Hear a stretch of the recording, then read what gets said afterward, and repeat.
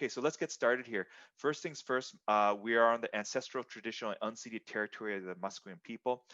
If you are new to kind of UBC or even this idea of a land acknowledgement, I'll just let you know that part of what we do on campus is we are acknowledging that we are on this land, the Musqueam people's land, that is um, not ours really. So, and this land acknowledgement is one of those ways that we're just kind of telling and trying to say, hey, this is what we're doing, acknowledging like a history of like, you know, with First Nations people in this country, actually, of Canada.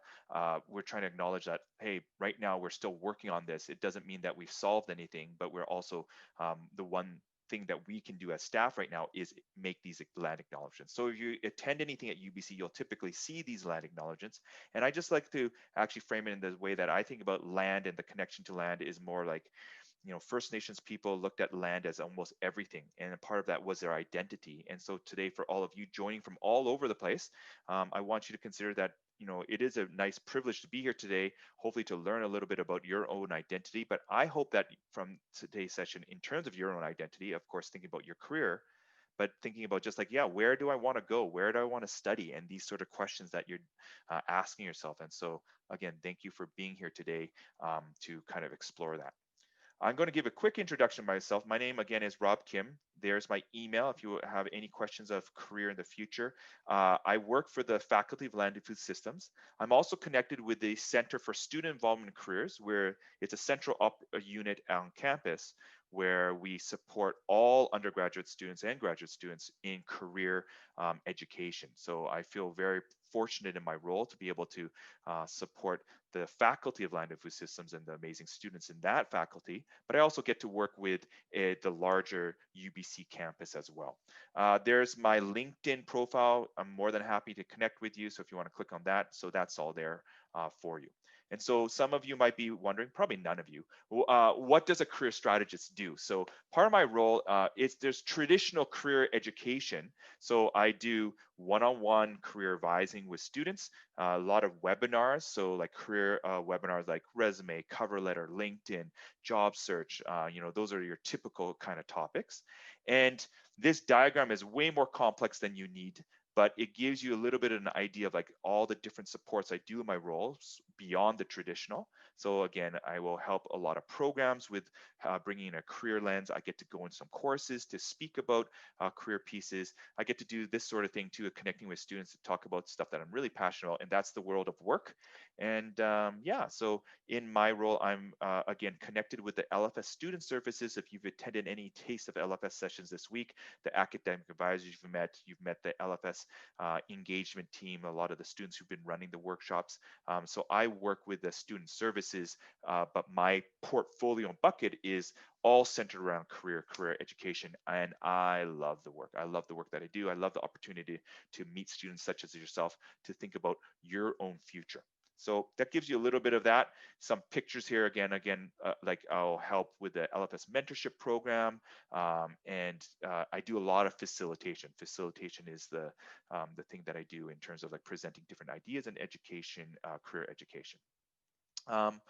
So one question that you start getting asked, especially at this age, is like, what do you want to do with your life? It's actually probably the worst question to ask you because it causes a lot of us stress. It's like, I remember when I was 17, 18, it's like, what do I want to do with my life? Like, I don't even know sometimes what I want to wear tomorrow. How can I think about this larger question? And I think, again, especially in our society when we're bombarded with lots of stories and imagery, when I think about the connections to social media, it feels like everybody knows what they're doing and feels like I should know as well. And if somehow I don't know that, that makes me in a bad spot. So I do want to share with you today and normalize, like, if you don't know what you want to do right now, that's okay. And I know that might be hard to believe. And I know if you told that to your parents, they might not believe that either. But I really do want to kind of talk a little bit about LFS, but also talk about kind of, exploring your career and recognizing that right now you're in an exploration phase, you're researching, and that's okay. And it doesn't mean that you need to know your answers. I like to think about career is very fluid and it's not linear. And some of you have linear pathways, which is great, but I think it's okay to recognize that things change very quickly. Like, for instance, who could have thought of a global pandemic that shuts down the world? Imagine if you were in the tourism industry, like one moment you think things are fine, and suddenly there's a whole different pressure on your industry. So you can see over and over, there's patterns of disruption in careers. And yeah, it's okay not to know what you want to do. However, we will talk about little patterns of what can you do in the meantime, and that's going to be again connected a little bit to what I really believe LFS does well and how it can help many of you in that kind of journey of like trying to figure out what you want to do. And just write down the first profession or career that you can think of.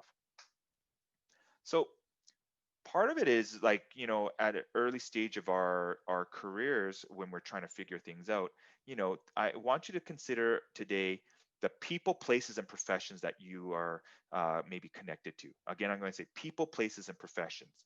And part of what it is you're thinking about, you get influenced by your sphere of like what jobs are out there. And I think more than ever now, especially with things like LinkedIn and just even social media, you start actually understanding what other possibilities are out there. So again, we like to say in careers, you can't be what you can't see.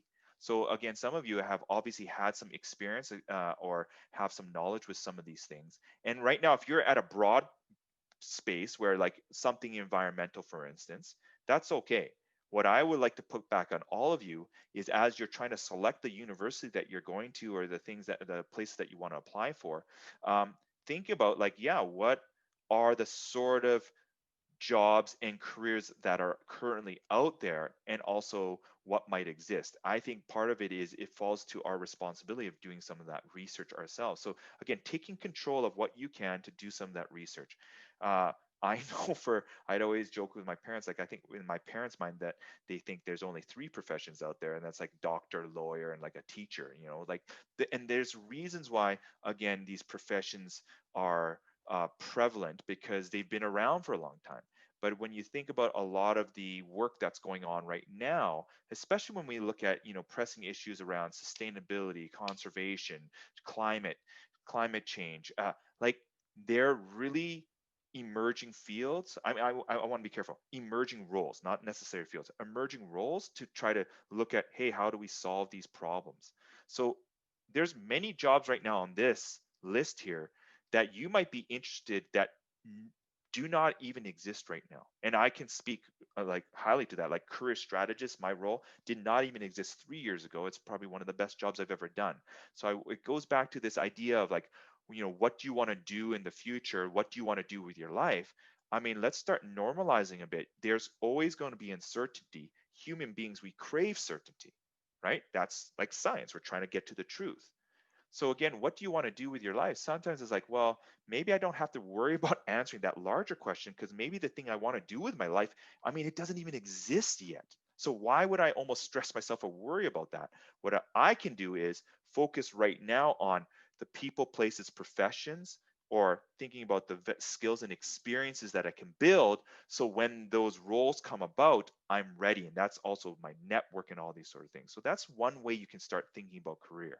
Now, for those of you who have like a linear progression in mind, that's fine too, right? If you're like, this is where I want to go, doctor, professions give us certainty, right? Oh, I want to be a teacher. Then I know what program I go into and what I can apply for, and I get this degree. When I apply to be a teacher, there's no question about like, hey, I'm applying to be a teacher. Oh, you're a teacher. Okay, I believe you, right? Like you get to start interviewing. That's why professions, they decrease certainty. There's some societal um, you know things around it too, like doctors looked favorably typically in most countries, right? There's usually, again, maybe a financial component too as well. That's okay. But I want, for many of you who might be passionate about food, nutrition, and health, which are the things that are covered in LFS, or sustainability, or agriculture, or um, just even like food sciences, those sort of things, like I want you to start considering like some of the roles might not yet exist, or because they're relatively new, it doesn't mean that um, that there's that opportunity still there. Okay, so I'm going to, again, for some of you who are new, you can go to this Google document here. All right, so that is talking about planned happenstance. It's a favorite career theory of mine. It's talking about how, you know, indecision is desirable and sensible, which sounds very almost like weird. It's like, well, what do you mean not knowing is actually sensible? And in this case, what it's saying is like, hey, just because you don't know necessarily what your career is yet, if you can start working on like your values, your skills, your strengths, you can actually still be active with where you're at to build skills for that future. And so again, that's what I really enjoy about thinking about the planned happenstance. It gives me a little bit more kind of assurance and some comfortability. And this is a great approach to think about, again, when you're going to a lot of your university degrees. Sometimes there's not a hard outcome to a profession, and it's up to you to think about, okay, well, what's out there, how can I build these skills and be ready again for new opportunities. All right, so that's again the planned happenstance theory. Now, I'm going to ask you, actually, sorry, when we're thinking about the faculty of LFS, the maybe typical professions that people go to right away because they know about it will be if you went into, let's say, you want to go into a veterinarian school, become a veterinarian, which you can do through like the applied animal biology. So that would be like, again, a professional degree that you go to. And the other popular professional degree is going into the dietetics program to become a registered dietitian. Now, those two pathways, though, aren't the only ways that you could actually still be in food, nutrition, and health. And that's what we'll talk a little bit more today. Because again, professional degrees, they are popular and they sometimes can be very competitive. And so knowing that, it's like, okay, well, how can I still plan for potentially going to dietetics, but also plan to maybe go into, this food sector or health sector as well. So I look at uncertainty from the planned happenstance standpoint is actually reframing it for myself as opportunity. Now, listen, that doesn't mean that you're still not going to have problems and you're still going to go through some tough times, but first year university is a lot of uncertainty. You've never done it before. And so I would like to try to reframe it for myself as opportunity. But in first year when I was at UBC long time ago, yeah, it was definitely a hard struggle with the uncertainty. I wanted to be a doctor. I wanted to get into med school, and yeah, there was a lot to actually kind of deal with and juggle and to understand like actually what did I actually really want. And I'm really happy that well, first of all, I didn't get in obviously, but also like if I went in it, it would not be a good fit. That I First of all, I can't even like handle blood, so that's a big problem unto itself. So if we go to page 7 here, I just want you to take a moment, again, pick a line. If you see someone that you agree with your strength or skill, just hit a +1 there like that. And then if you also agree, +2. So like you don't have to put the same thing over and over. So just pick a line and tell me what is a strength or skill that you have. If you're not sure, I think that's a good learning opportunity for you, because if you're not sure about what you're good at, then that's really going to be difficult sometimes to find out networking opportunities, you know, writing your resume, cover letter, that sort of stuff. Great. I love it. Everyone's going to it right away. So I think initially in a career, we have like a lot of great descriptors here of like what you bring to the table. And what it is I look at any degree as an opportunity to really test different versions of this. So if you think you're a problem solver, it's like, okay, well, how in my degree am I actually problem solving? How am I applying these skills? And then also thinking about like, who can I work with to continue problem solving? And I think again, LFS, and we'll get to it, is a real good place to actually take some of the strengths you have existing and keep on working that to refine them to be really sometimes even specific. Like that's okay.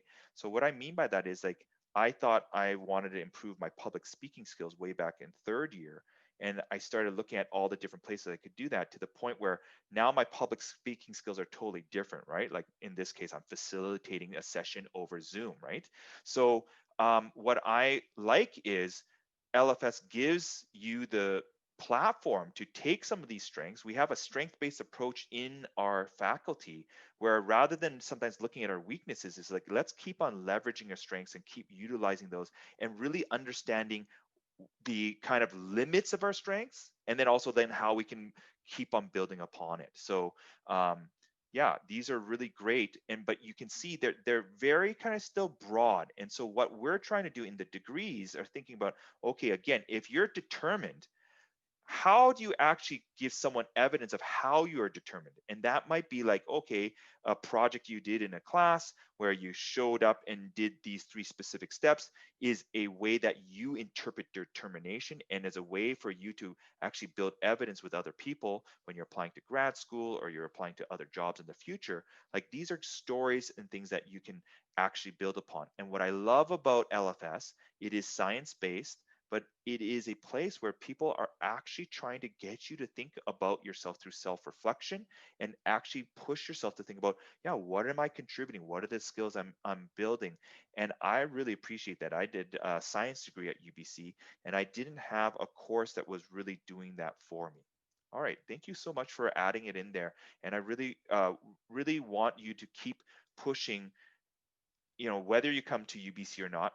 If you're going to a program, are they going to allow you for your skills and your strengths? Are they going to allow you for your strengths to develop, right, and flourish? Okay, let's move on.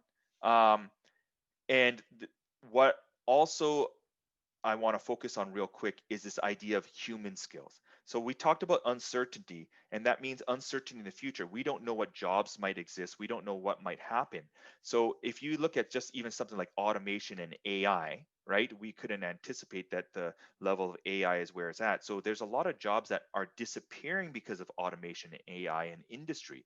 And so as we move forward, the employers, they're actually seeking people who have human skills. So if you take a look there, like oral communication, group collaboration, critical analysis, problem resolution, notice a lot of you here, when you talked about your strengths, there weren't technical skills. Actually, this is great. A lot of you talked about human skills. Those are things that AI right now can't do. And so it's, again, looking at your degree that you're a part of where can I develop these human skills? Because these are the skills that people are hiring for. Like, if you look at something like diversity and equity right now, there is a lot of companies who are wanting to hire people with those perspectives. In um, like food security right now is a big thing that we hear about all the time. And in LFS, these are places that you actually get to practice versions of these things, and you get to collaborate. You do a lot of teamwork. You do a lot of projects, which mimics the very working environments that are out there, right? It's very hard these days to work on your own or solo, right? The collaborative aspect, which is difficult when you're working with humans, you get a lot of practice with that in this degree. And I hope when you go into whatever degrees that you have, is not only looking at your courses, but thinking about the extracurriculars out there. All those sort of things are opportunities to practice your skills. So if you take a look at, the RBC report, again, they were predicting what are the skills that our employers are going to look for in the future. Like, I mean, I just like zoomed in on a few: active listening, speaking, critical thinking, monitoring, social perceptiveness, and a whole whack of stuff. I mean, that's all stuff that you were just all kind of alluding to here, right? So again, I think LFS is well situated for you to practice human skills. All right, I'm going to ask you right now, just what are your interests right now? What do you like learning, the knowledge you have? And again, pick a section here. If you agree with that, hit +1.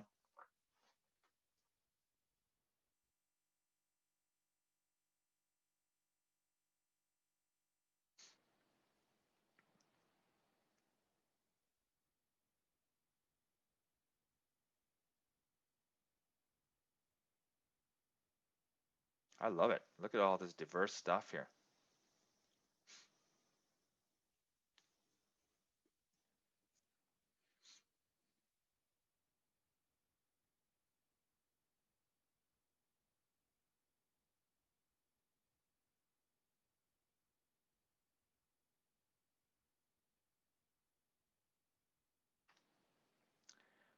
I love working with young adults such as yourself because you are so inspiring. I mean, like the stuff that you're writing down here, like when I was your age, I was literally probably would have wrote down something like, thinking about my Nintendo, that sort of stuff. Like look at some of these topics that you're even thinking. So it's very inspiring actually to see. So part of it is when you think about your interests, this is a way to kind of even think about uncertainty, right? It's like you have maybe a broad idea or even a specific idea. And then I start maybe asking again questions of people, places, and like positions. Like, where can I practice these things? Who can I talk to learn more about it? And again, I think like any kind of good researcher, like if you have some of these thoughts in your head, rather than getting overwhelmed by like, everything out there, like literally the internet, right? Is like maybe just asking some specific questions, starting small. So, these are great things. And what I'm looking for is in a program, how can I maybe even have combine some of these, intersect some of these, or bring some extracurriculars into these. So for instance, again, I'm in career education, but I was a high school teacher. I love science. So often in my presentations, I actually with career will talk about a science bend. I sometimes talk about the amygdala, of how you have a fight or flight response. So those are some things that you want to start thinking about and building upon. And again, looking at, will this program allow me to maybe bring in some of these interests, or how can I bring some of these interests into this degree? Now, we'll get into that right now, and thinking about again, um, some really cool stuff here. Thinking about 3 ways that LFS can build your career. So this is again like the crux of like the session today. And so I want to share just a couple things from my perspective. Again, I've been working at UBC since 2016. I've been working with LFS now for about 2.5 years, and I've done 3 degrees at UBC. I've done my science degree, I've done my bachelor's of education, I've done my master's in educational technology. So I am very biased, like favoring UBC, but I also think I've seen quite a bit on campus, and sometimes you might not be able to have that full perspective. Like if you go into LFS, you can actually sometimes compare maybe to what else is out there. So this is from my viewpoint as an observer supporting this faculty and seeing the people involved. And I think these are the 3 things. Number 1, I think about community. Number 2, I think about experiences. And number 3, I think about dealing with real world problems. So let's start with community. The faculty size, LFS is the smallest undergrad faculty, one of the smallest on campus. And some people might think, oh, that means, okay, maybe that's not the best. I want to be where, like, in a larger thing. But I think if you're someone who values like community connections, making like feeling like you matter, like your courses in your first year are going to be very large, then they get a little bit smaller in second year, and then in your third year is where you're kind of like in spaces where you want to be. So part of the faculty side, what I mean by that is the resources and the people that are available to support you. So that's staff and even the instructors and faculty. I find they're very accessible. So if you are trying to even connect with like um, academic services in arts, and so I'm not trying to be mean to them by any means. It's just it's a huge faculty. So it's just really hard sometimes to get responses where I know many of our current students, they will talk about like they probably know a staff member by name, or they've had a one-on-one conversation with either staff or faculty, which is not typical when you're in the larger faculty. So that's, to me, faculty size is really good. You have a greater chance, I want to be clear, it doesn't mean you're always going to be connected, but I think you have a greater chance of being known and being involved in this faculty. And I really believe that. And uh, further to that, I think about the wonderful instructors we have, because a lot of them are based in, again, real time problems. They're working with humans, or they're working with communities, they're looking at food issues. I think what that does is their research tends to draw them into real spaces where people are. And I also think that really then makes their research and their what they're learning really connect well with students, because it's all like, current stuff. Again, if you're researching something in chemistry, which, I mean, I love chemistry, but it's hard sometimes to be like, yeah, okay, let's talk about neutrinos to the same level of when you're, again, seeing these issues in our society, in our community, in global settings. So our instructors are very accessible. I go back to community. The students are just, I just very wonderful. I find everyone really I mean, it's weird. And I don't want to just stereotype, but I feel like it's a faculty of students who are very empathetic, who are very encouraging, who are supportive, who are really friendly and open. I've only had wonderful interactions with students. I can't even remember like a really negative interaction from my end, and I'm meeting hundreds and hundreds of students like throughout the year. So I think about all the LFS related opportunities, and for instance, LFS US, LFS ACE Team, Agora Cafe. There's just a whole bunch of direct LFS student things, usually dealing with food, health, nutrition, that you could be involved with. And so we're not even talking about all the other UBC related opportunities, and also the food, nutrition, health related opportunities through AMS, the Alma Mater Society Club. There's all that plus all these things within LFS as well. Then I get to the staff. There's Benita just showed her face. So for instance, the academic advisors are super accessible. They get to know you. They actually see you kind of develop through the years as well. And that's not typical again in some of your larger faculties. And then just even some supports like the roots, the reach out, orientation, transition, study skills. We have actually programming because of a size, we're able to actually connect to students and give maybe more direct supports simply because we can. It's scalable. It's not, again, possible sometimes when you have tens of thousands of students in some of the other faculties. And so that's a consideration. If you're someone who really wants an opportunity to connect with people, you want to feel like you matter in third and fourth year when your class sizes get to be very like, small in a good way, where you're again having really good conversations with your professors, this might be a place for you. All right, so that's number one, community. That's my pitch there, which is a perfect segue to number two, the experiences. So in LFS, you are required to take something like the Core Series, and you can click onto them. And I'll show you a couple of them. Like, so LFS 100, 250, 350. This is not typical of UBC Sciences, for instance, or many other faculties where you have a core courses that all of you have to take. And in these courses, you are actually doing projects with community partners. So like there's lots of ways to build experience. So some of you like, oh, I don't have enough paid experience, or might not only have volunteer.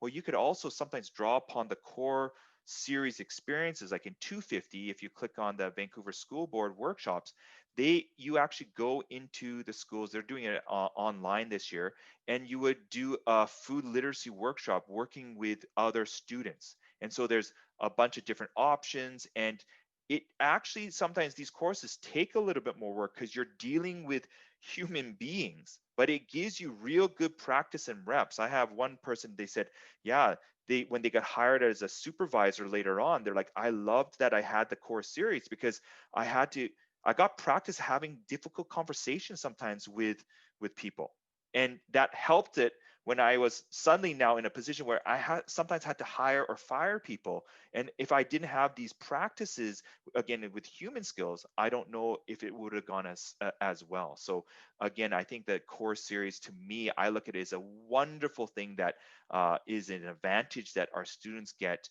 And 350, you actually go into working with, again, a community partner, and it all culminates where you produce a a poster infographic, and you have this presentation that you do. They're doing it again, they're recording it this year, but this is an idea, like if we are back on campus in the future, it's a wonderful day where you get to see and all what the other teams are doing. And again, it's a lot of hard work, but we've had people where they've gotten jobs because of the people that they worked with, or even we had one group, they got called back to the city of Vancouver to present on this, to actually change policy. So it's some really cool stuff because you're again dealing with things that these community partners need and want. All right. So if you look at, sorry, going back to here, that's the Core Series. So again, you don't get that in other courses. You actually even do strength finders in 250, so you're doing reflection on yourself. There's a lot of different things going on. You get to learn a systems-based approach. And then we have a lot of different internship courses as well, where you're working maybe with the farm, you're working with different community partners, and that would be like, again, you're taking a course credit. We even have a course where you can develop a seminar or from that and actually get other people to join that, and that would be a course credit in your 4th year. So those are specific things in terms of courses that you have that are unique to LFS. But we also have a lot of, again, LFS adjacent things like the mentorship program. We have the largest mentorship program on campus. It's something that I'm involved with. We have over 400 people involved online this year. And so this is an opportunity to learn from people in the different industries, to, again, to get an understanding of what it means to work, how to network. We actually get you to practice these sort of things. So someone like myself who's shy and introverted, I could have really used this because it's a safe place to practice these things. Notice my emphasis of, again, these experiences are a way to practice human skills and thinking about all the things that you listed here and finding intersections with that.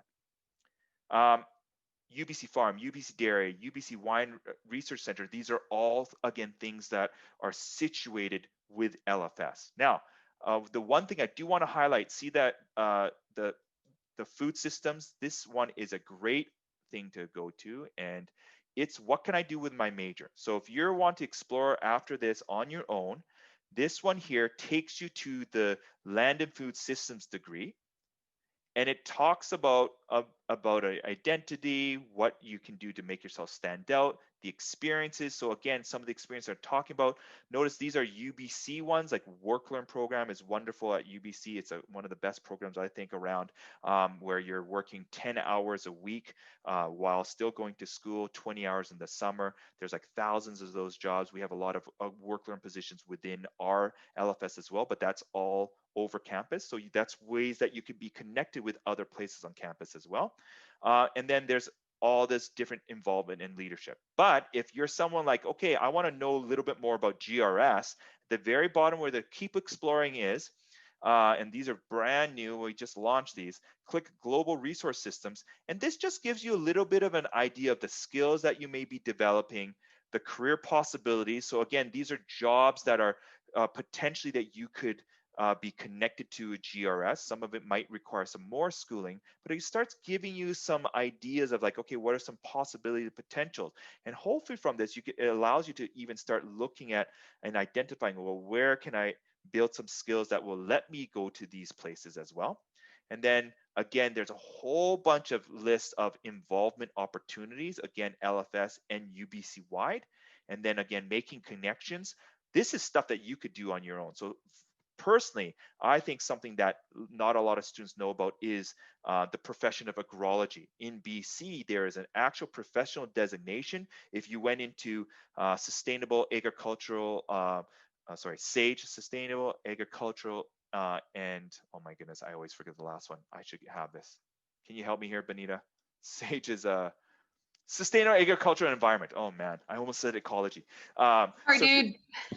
Yeah, so no worries. And so if you look at, SAGE, like if you take the right courses, you will actually end up with being able to apply for the professional designation in agrology, which does a ton of different consulting in environment. It can be agriculture, food, it could even be health, animals. So I would maybe get you to take a look at, for instance, the BC Institute of Agrology to see what is out there. So if you want to work for, let's say, for the Canadian government in a lot of the sectors, they require like a professional designation. Well, you get an agrology thing, a designation, and that would allow you to do that. So that is one more of the potential professional designations that you can get going through LFS. So again, that would be dietetics for one, and then agrology as another. So again, if you are maybe going to GRS, you might have to just be careful about some of your electives that you take, but you could again build towards getting that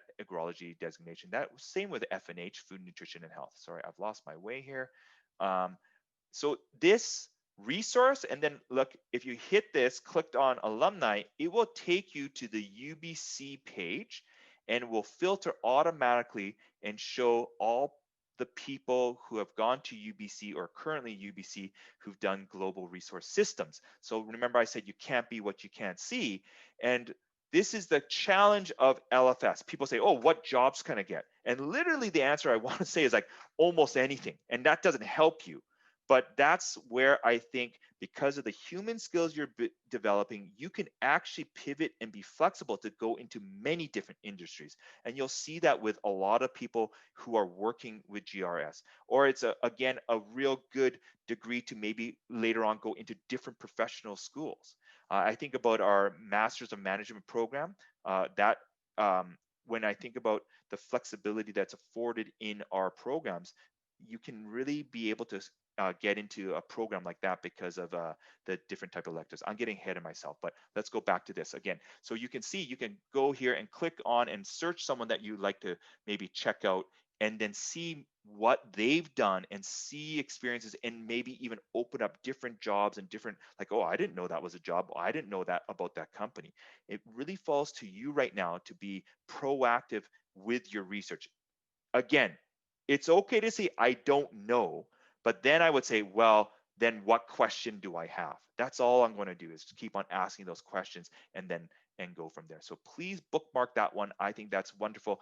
We have science up as well. There's also arts, and there's also engineering. Well, those are the four that we have right now. And again, LFS, we just launched those. I was kind of helping out developing those.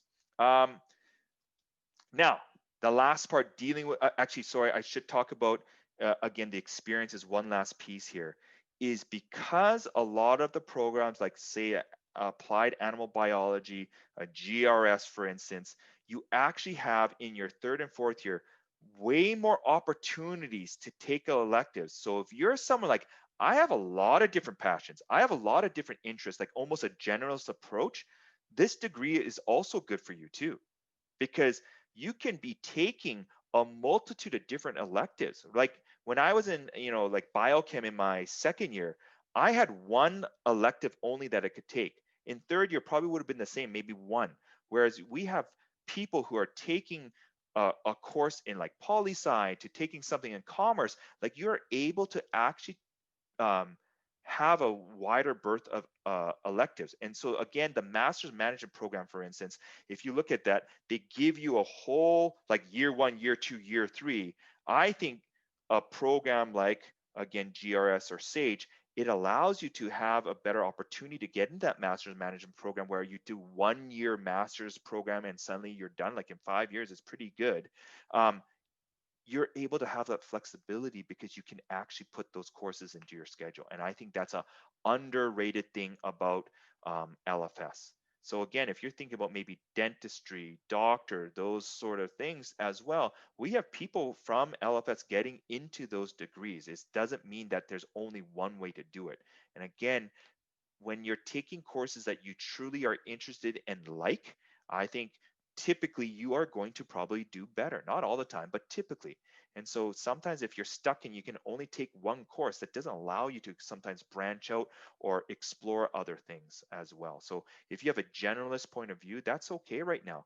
At some point, you're trying to maybe narrow and narrow, but again, a lot of studies show that people who have generalist approaches to life and start then narrowing down, that's how it leads to success. When you actually a really good book is Range, and it talks about having a generalist approach.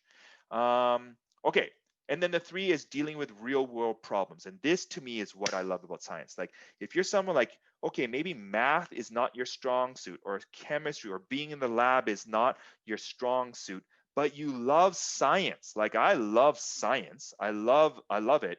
I mean, I think this is the degree for you. You still have to do the same science classes in the first year, and that, but as you get into second, third, fourth year, everything, all the courses you're doing are highly applicable. Maybe, and you get to see the theory in action. So, like some of the courses where you're literally talking about macronutrients, and then suddenly you're cooking and seeing how that food science, you're like the labs that you're doing, you're looking at the viscosity of this liquid and understanding, well, what happens if I add temperature and heat? You're getting to do some of these things, or you're at the farm and you're actually looking at the soil and you're actually seeing what happens in this cycle this year. Like there's so many different applicable things, or you're going out in the community educating people of the knowledge that you've learned with nutrition. It goes on and on and on. you get to deal with the wicked problems. And so to me, that's the biggest value of it's a values driven and science based program.